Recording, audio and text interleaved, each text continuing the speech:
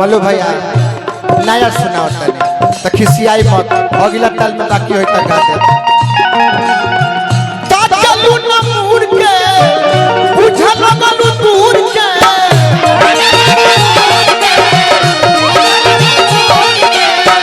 भई कौन खाता ना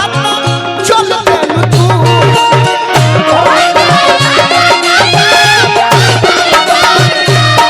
भई कौन खाता ना चल देलू तू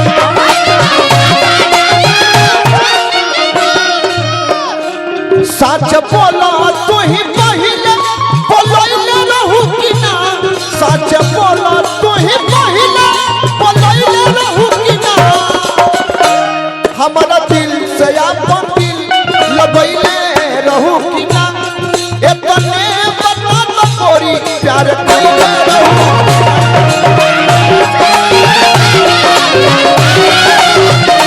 इतने बता तोरी प्यार कैले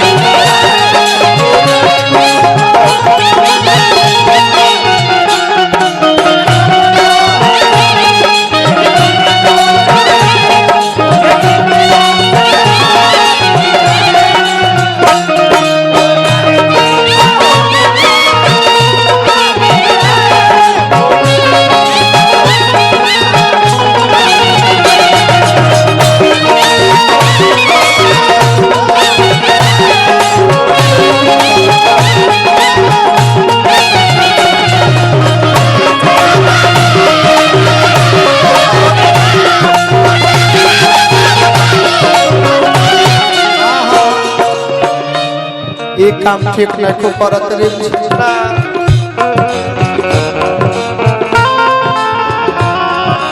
आखिर में तू का चाहत रहा? अरे जौन चाहत रहे देत कहां बड़ू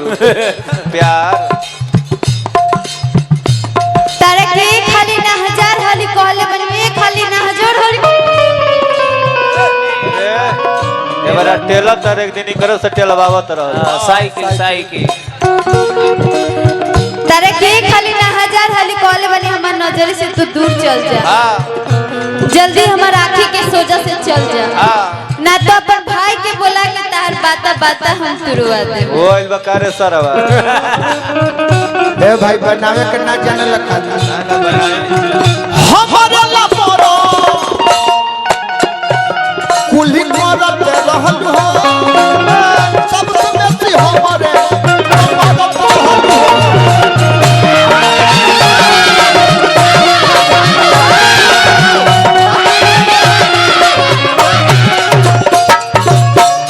भाई भाई भाई अरे हो रे ला मोरा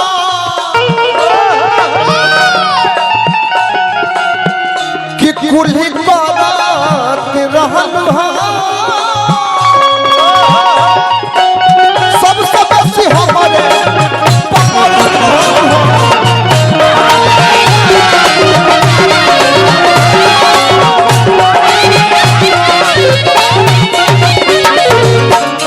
मल्लू भैया बानी फरमाइश दोसर रहल लेकिन अब नया सुनावे के मन अरे राम हमरे प्रोग्राम देखे खातिर छुट्टी पर है नारायण जी के सही बना के भगवान करस के हमरो उम्र में से 2-4 वर्ष लेके जे है ए लोग के सब ले ले ए लोग के जियला मुआला से हमरा कोनो मतलब नहीं अरे हो रे ना मोरा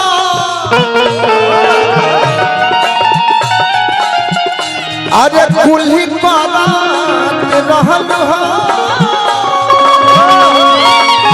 सबसे बेसी हमारे मरत रहल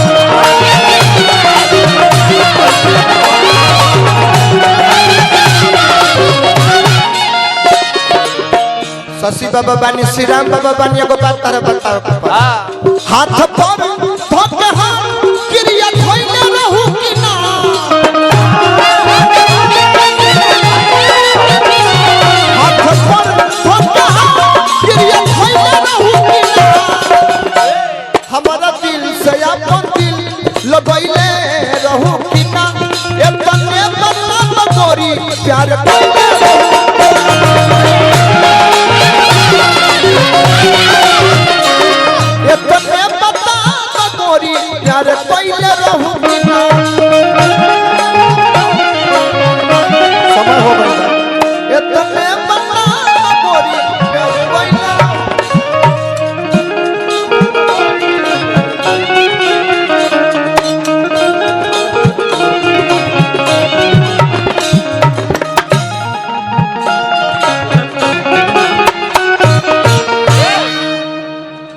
ए जान हैं?